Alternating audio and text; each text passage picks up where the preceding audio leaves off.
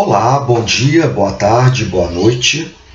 Eu me chamo Rodrigo Moraes Leite, sou professor de História do Teatro e da Dramaturgia na Universidade Federal da Bahia, a UFBA, e venho hoje, por intermédio deste vídeo, falar um pouco sobre o teatro épico, sobre o conceito de teatro épico.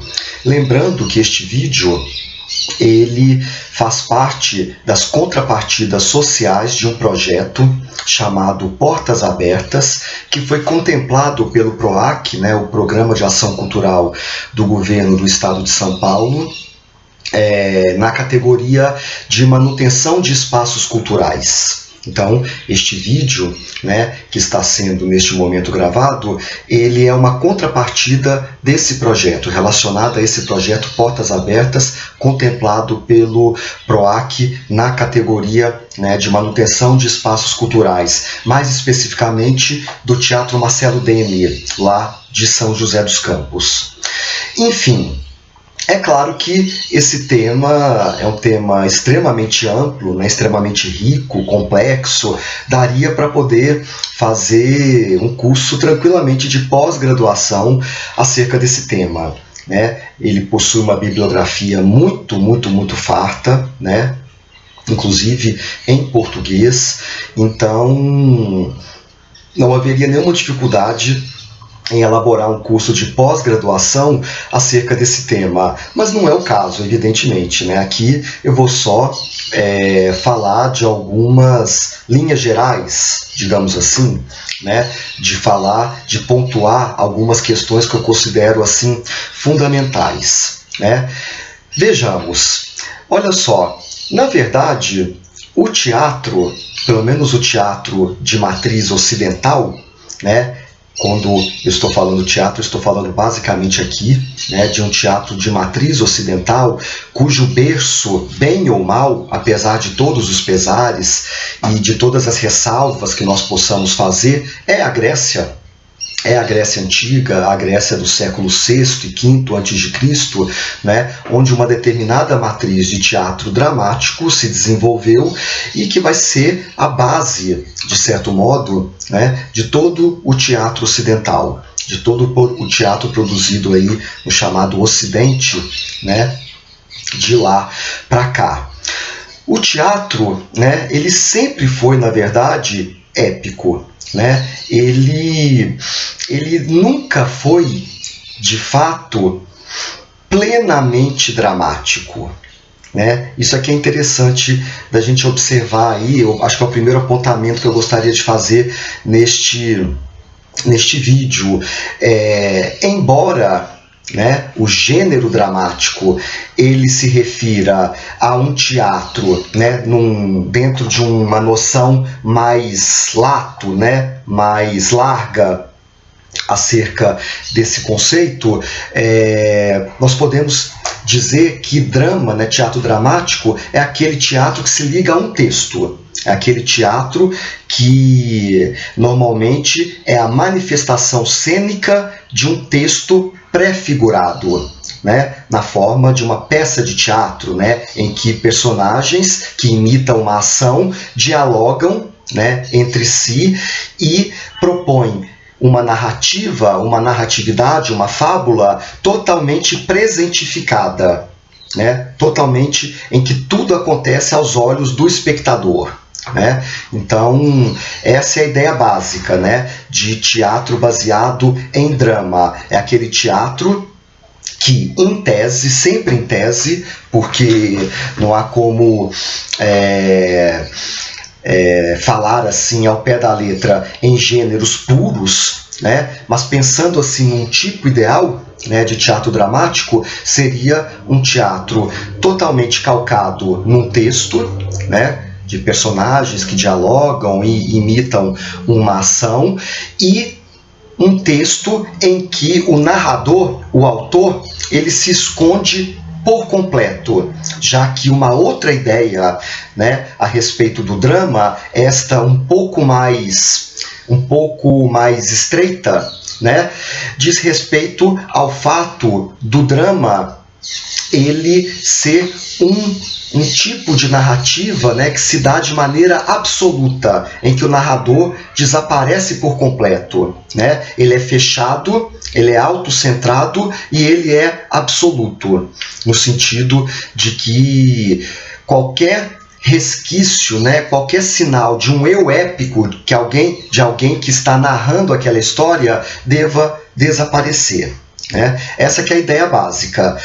O teatro grego, ele era dramático no sentido mais panorâmico do conceito, como eu disse agora há pouco, de dramático, né? No sentido mais largo, né? Ele se reportava, pelo menos o teatro erudito grego, sempre a um texto pré-figurado, como eu disse, né? Que serve como elemento sobrecodificador, né, da cena. Tudo parte dele, né? Todos os enunciados, todos os significados partem do texto. Caberia à cena apenas materializá-los cenicamente. Então, nesse sentido, o teatro grego é um teatro de cunho dramático, né? Ele se reporta em suas manifestações eruditas, né? A tragédia e a comédia, ele se reporta sempre a um texto pré-figurado. Agora, no sentido mais estrito do termo dramático, né? Que se refere a uma dramática rigorosa, né? No sentido de entender que essa narrativa, né, que essa fábula, que a imitação de uma ação presentificada deve esconder, né, ela não deve pressupor nenhum narrador. Essa é uma ideia, enfim, né, que está muito condicionada a essa noção mais fechada de drama. Por que eu estou falando isso, né? Vamos trazer a discussão, que está muito abstrata, eu sei disso, né? Para mais próximo aí, né? Para o resto do chão, né? Para um terreno mais palpável, né? Menos abstrato. Vejamos as tragédias gregas. Né? Se pegarmos como exemplo, né, as tragédias que chegaram até nós, de Ésquilo, Sófocles e Eurípides, principalmente as mais antigas, as de Ésquilo, né, que dos três grandes tragediógrafos era o mais antigo, era o mais velho, nós veremos que nenhuma dessas tragédias são, nem de longe, né, mas principalmente as do Ésquilo, nenhuma delas é plenamente dramática. Nenhuma delas é plenamente dramática, né? No sentido de não conter, de não expor elementos de cunho épico, elementos de cunho narrativo. Eu estou tomando aqui a palavra épico, também é importante que isso seja dito, né? No sentido de narração, né? No sentido de narratividade, de algo que se refere ao passado. Né? O gênero épico é o gênero histórico, é o gênero que se refere por excelência ao tempo passado, enquanto que o gênero dramático se refere, antes de tudo, ao presente, porque tudo é presentificado. É uma narrativa também, né? Tem uma fabulação, mas a maneira como esta narrativa se dá, ela é diferente nos gêneros épico e dramático. No épico, ela se dá por intermédio de um narrador explícito que se refere ao passado, né? E tudo o que é mostrado por intermédio desse narrador.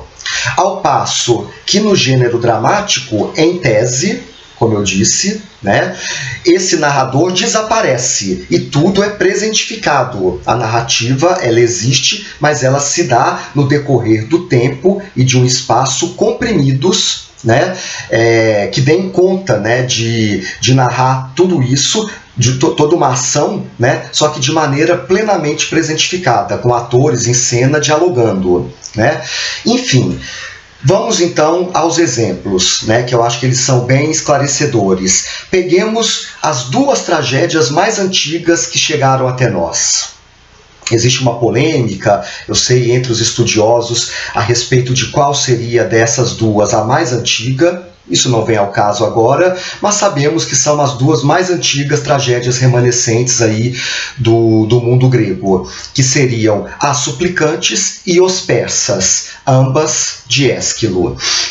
Muito bem, em As Suplicantes, nós temos ali um coro, né, de mulheres, um coro todo formado de mulheres que, enfim, fugiram da sua terra natal, do seu país natal, em busca de refúgio em outra pátria, alegando que elas estavam sendo obrigadas a se casarem com homens inimigos, homens que haviam invadido o país delas, o país natal dessas mulheres, né? Então elas estavam sendo coagidas, né, a se casarem com invasores estrangeiros, e elas acabam, enfim, né, buscando refúgio numa região da Grécia chamada Argos, né, e pedem ao rei refúgio, né, por conta dessa questão.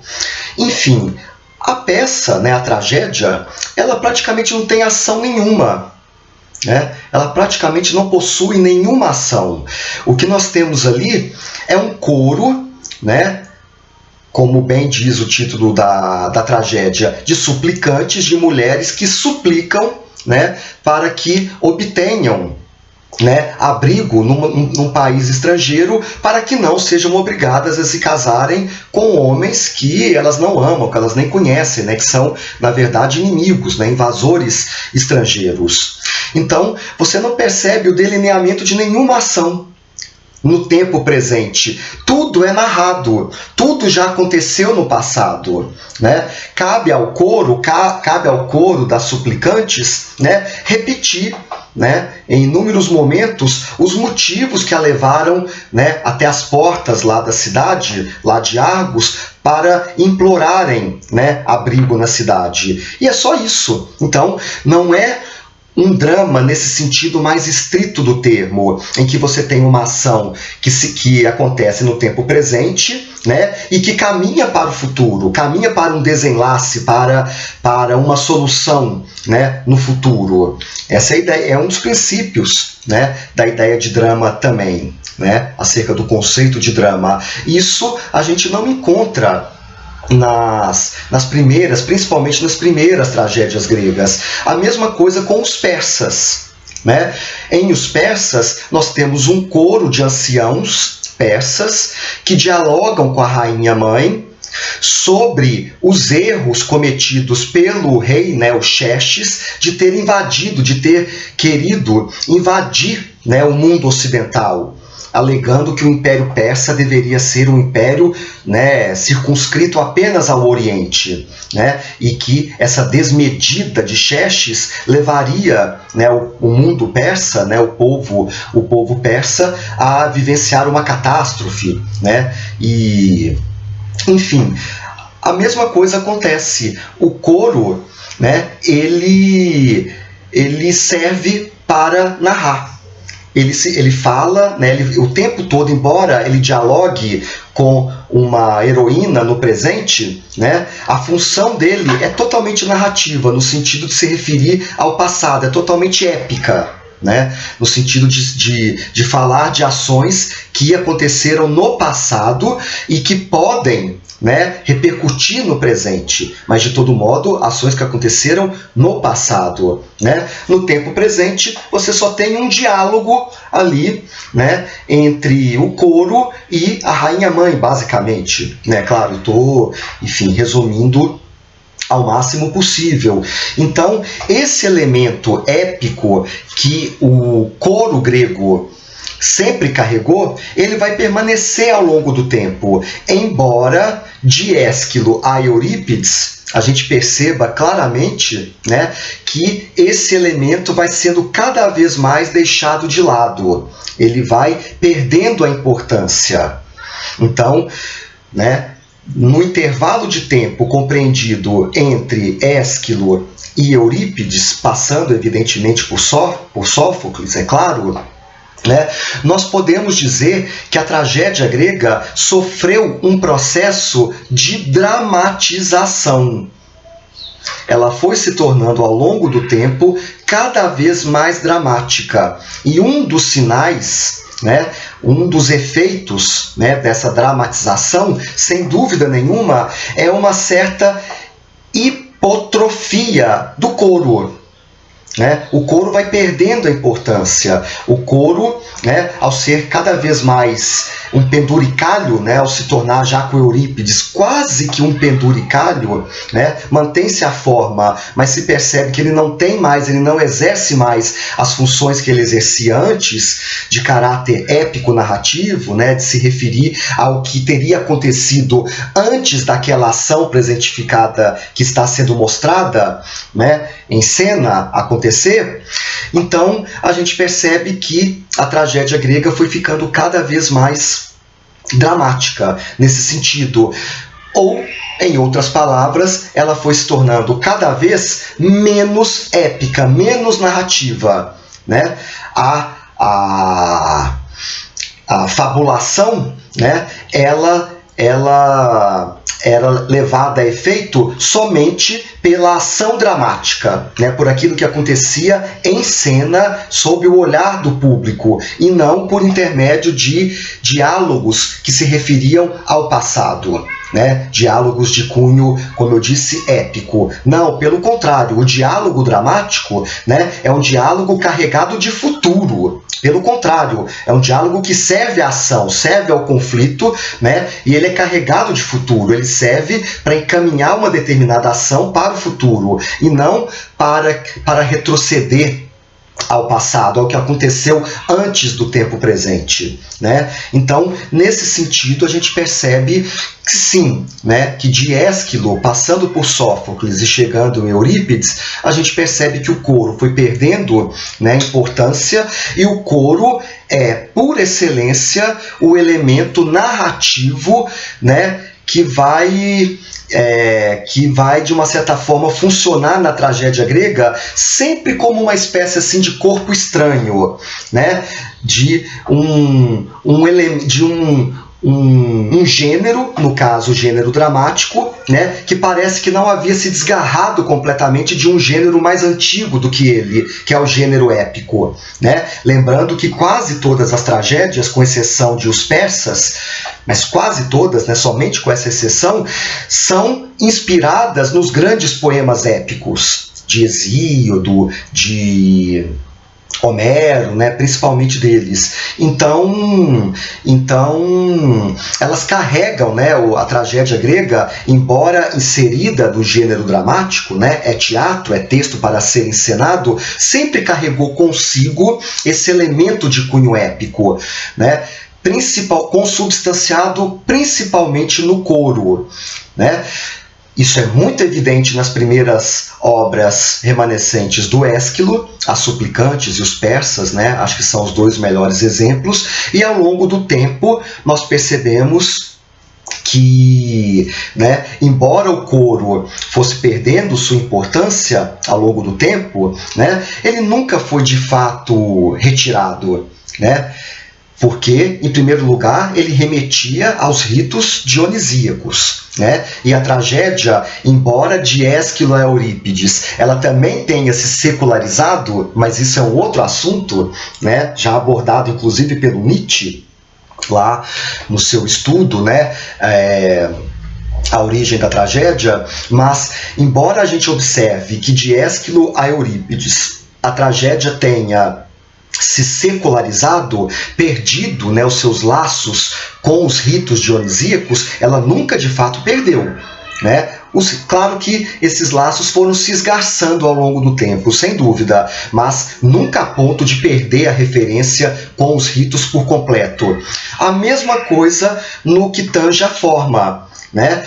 Embora a tragédia tenha surgido, né, com fortes elementos épicos lá em lá em Ésquilo, e no tempo decorrido que vai até Eurípides, a gente percebe esta hipotrofia do coro, né, por parte do coro, ele vai perdendo sua importância, ele jamais foi deixado totalmente de lado, né? Então, embora as tragédias de Eurípides sejam mais dramáticas do que as de Ésquilo, por exemplo, e mais seculares também, né, elas se mantêm, né, dentro de uma dimensão religiosa, e elas se mantêm épicas também. Elas são épicas, elas não são totalmente dramáticas.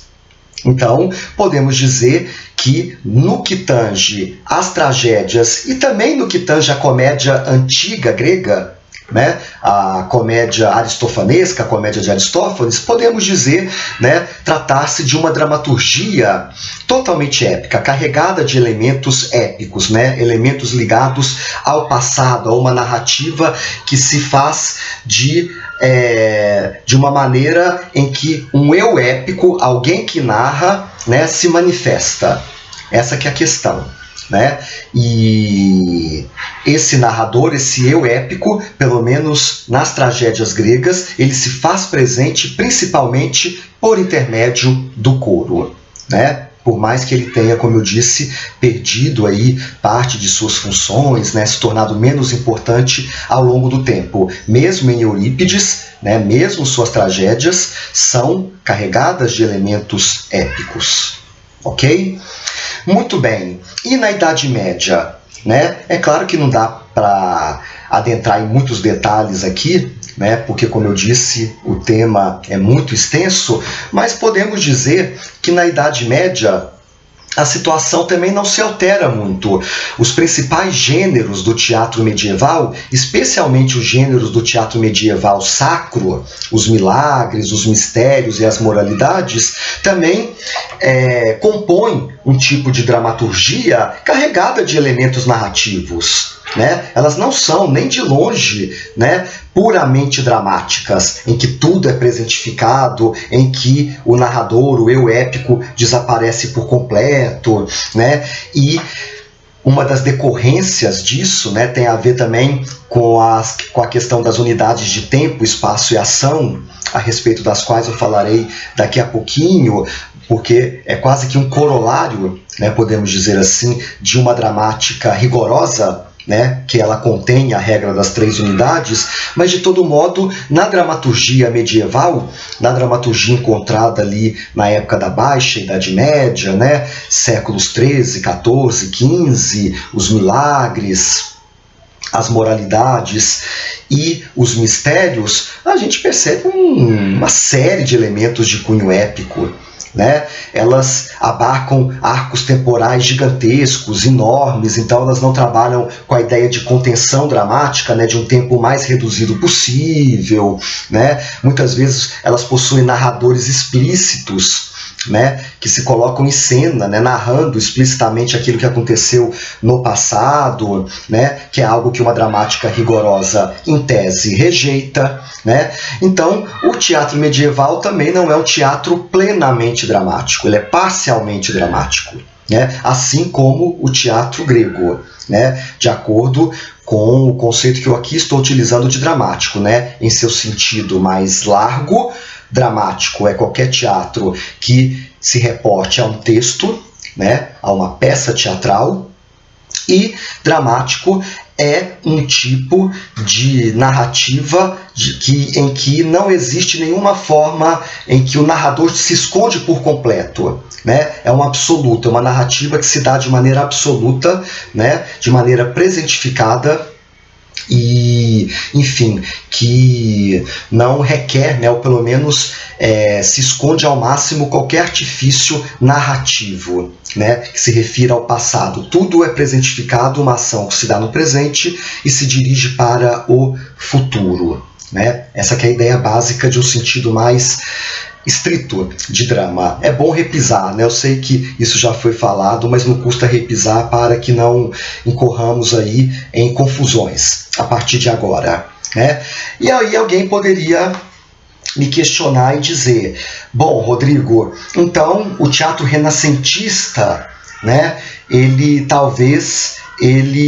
tenha ambicionado, né, a criação de um teatro mais dramático, né, que se aproximasse mais dessa noção estrita de drama. Né? É verdade, é exatamente isso. Né? É essa tese de muitos estudiosos, dentre os quais, né, um dos mais importantes é, sem dúvida nenhuma, o Peter Zonde. Né?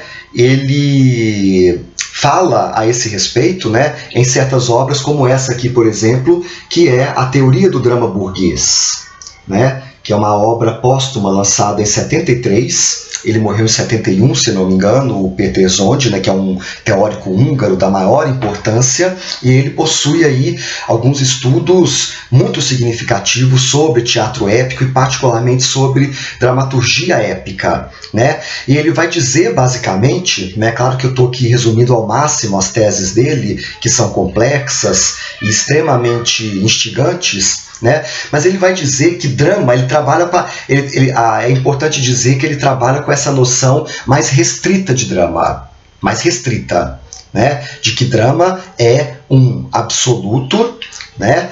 Totalmente autocentrado, que se refere a si próprio, né? Em que você trabalha com tudo sendo presentificado, né? E uma ação que se dirige para o futuro. Né? Enfim, não são exatamente, não são precisamente essas as palavras do Zond, mas de todo modo acho que já deu para compreender basicamente a que isso se refere, né? Esse é o pressuposto básico para o Péter Zond, né? A respeito da ideia de drama que ele tece no seu livro. Para o Zond, tanto as tragédias gregas quanto os gêneros do teatro sacro medieval não são dramas.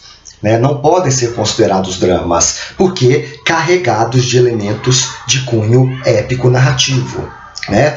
Então, a ideia de drama só surge no Ocidente para o Péter Zond quando surge na Europa uma sociedade burguesa, uma sociedade que vai criar uma ideia que é muito moderna, né, de acordo com alguns, inclusive criada pelo Shakespeare, né? Estou me referindo evidentemente ao Harold Bloom, que é a ideia de indivíduo.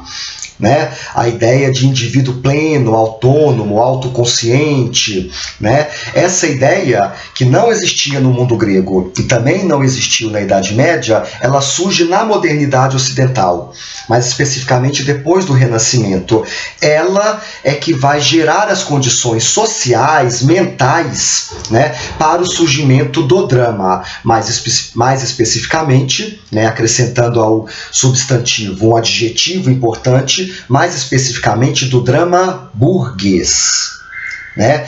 Que é esse drama que tende ao absoluto, que tende, né, a essa dramática ultra rigorosa, né? Essa dramática em que o narrador, o eu épico, se esconde por completo, né? Em que tudo é presentificado.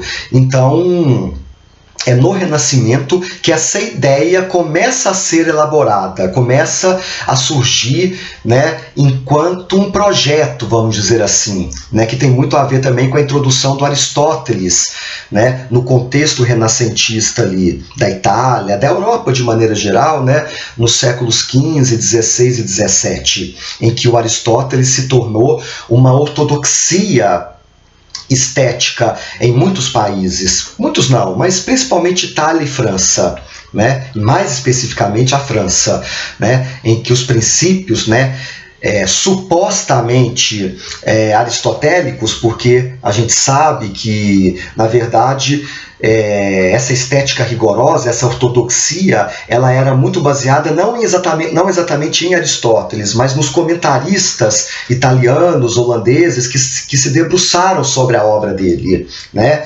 E que, enfim, interpretaram a obra dele à luz daquele período, né? À luz da mentalidade daquele período. Mas, de todo modo, né, com o surgimento, aí, devido à força do neo-aristotelismo e dos seus clássicos princípios, né, de unidade de ação, tempo e espaço, ou seja, uma ação concatenada no decorrer de um espaço de tempo, né, em que uma cena deve gerar a outra, ou seja, deve haver uma relação de causa e efeito entre as cenas, do início ao fim, tudo concentrado no menor espaço de tempo possível, né, de modo que não haja montagem, né, de modo que não haja cortes no tempo que revelariam o eu épico, que revelariam um narrador por detrás das cenas, né, que escolhe o que deva ser mostrado. Então você tem a unidade de tempo e a unidade de espaço, obviamente, né? Tudo acontece no mesmo espaço, dentro de um mesmo local. né? Porque se você tivesse que mudar de local, isso também já é um recurso épico, já é um recurso que revela um eu épico, né? E a ideia da dramática pura é escondê-lo ao máximo. Então, com o neo-aristotelismo, né, que vai vigorar com muita força aí nos séculos 16 e 17, principalmente, né, na Europa e mais especificamente na Itália e na França, essa ideia de uma dramática pura começa a se fazer presente, né? O teatro vai se tornar de fato cada vez mais dramático com o advento do drama burguês, né? Que, embora ele tenha surgido no século XVIII, né, é exatamente o tema do estudo do Peterson, de teoria do drama burguês. Ele se debruça mais especificamente sobre o século XVIII, né, falando de certos autores como o Jorge Lillo e de certos teóricos como Lessing e como Diderot. Podemos dizer que a tragédia neoclássica, a tragédia de Corneille, de Racine, né, de Tasso, de Maffei, né, para pegar também autores italianos, essa tragédia neoclássica, embora ela contenha, né, essa categorização tragédia, e é, num certo sentido, realmente correto chamá-las de tragédia, porque elas são decorosas, elas têm uma linguagem elevada, são escritas em verso, falam de seres elevados, né? Tudo aquilo que, enfim, né, que a gente encontra como sendo características fundantes da tragédia. O núcleo dela, o núcleo dessas obras é dramático. Já é plenamente dramático. Nós temos ali, né, personagens que se confrontam de maneira intersubjetiva, né, conflitos intersubjetivos entre as personagens que dispensam quaisquer tipo de elementos, né, qualquer tipo de ordem de cunho metafísico, né, qualquer tipo de conflito de ordem metasubjetiva, como acontecia, por exemplo, na tragédia grega e até mesmo, né, nos gêneros sacros, né, do teatro medieval.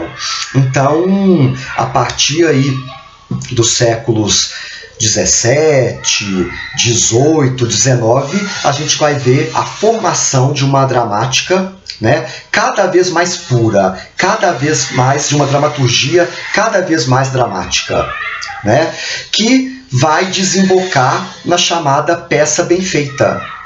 Na chamada peça bem feita, ali do século XIX, né, cujo principal expoente, creio, seja um dramaturgo hoje em dia muito pouco lembrado, um dramaturgo francês chamado Eugène Scribe, né, que seria a quintessência, né, de uma dramática pura, de uma dramática rigorosa. Então, percebam, né, que essa dramática pura, rigorosa, ela demorou séculos para se desenvolver, né? Séculos e séculos para se desenvolver.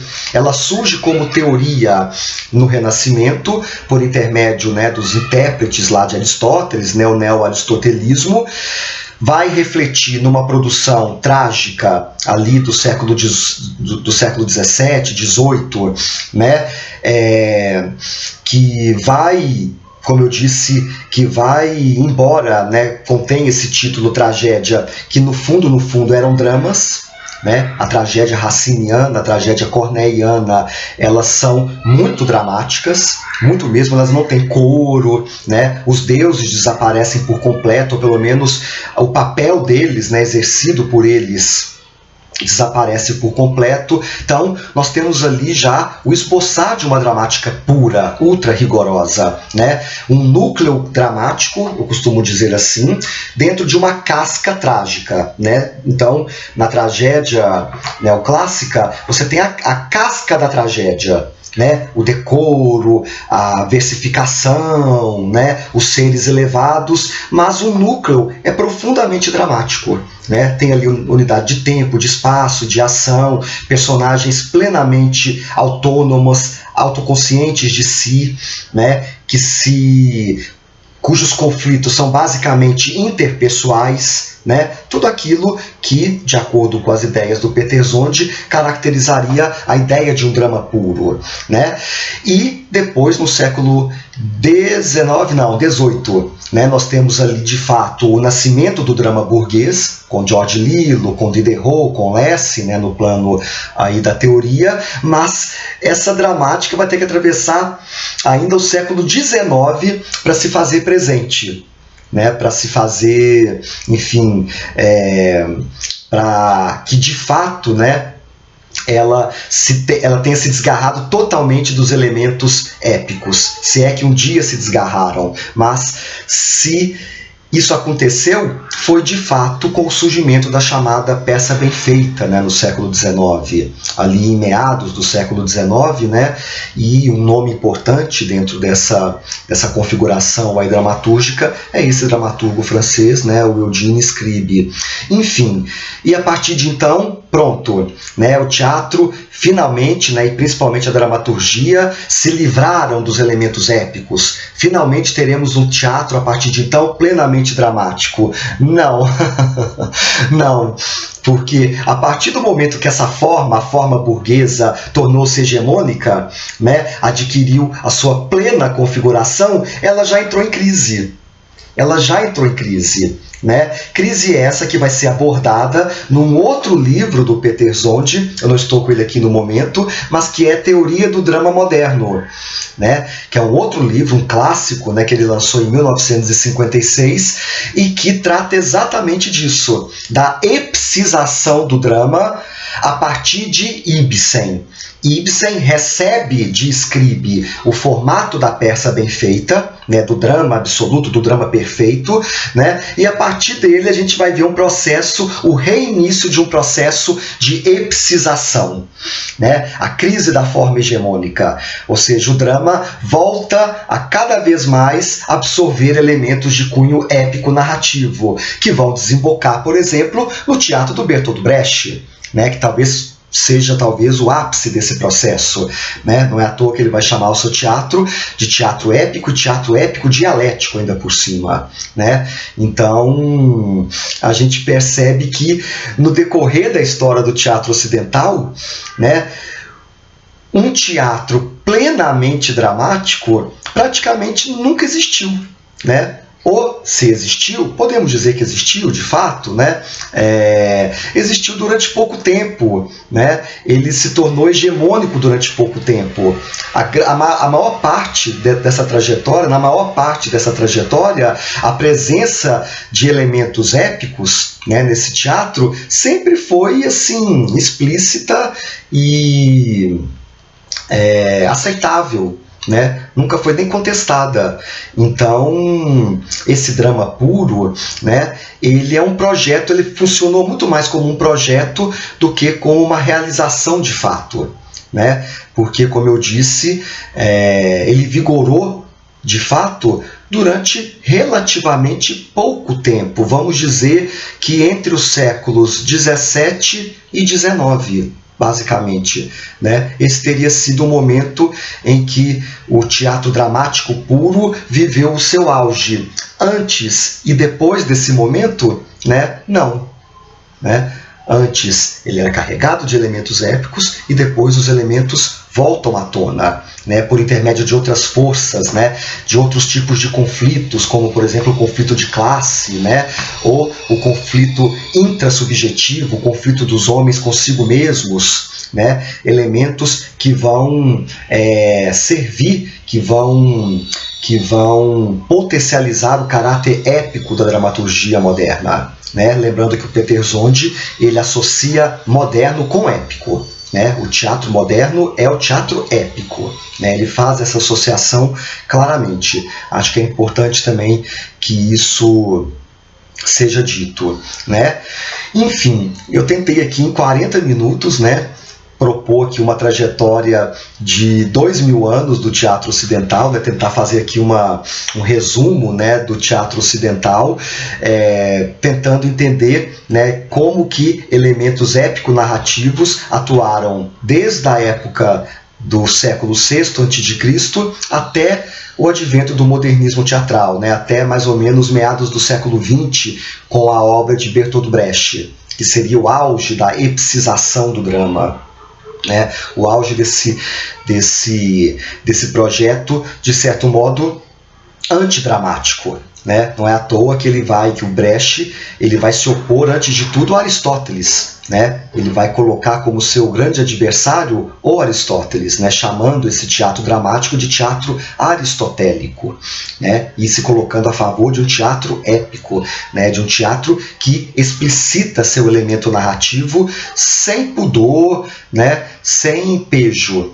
Essa que é a questão, tudo bem? Eu sei que foi rápido, né? Foram 40 minutos, né, que eu procurei aí delinear, né, essa trajetória, né, do teatro épico funcionando, né, do teatro do épico, de elementos épicos atuando ao longo aí do teatro ocidental.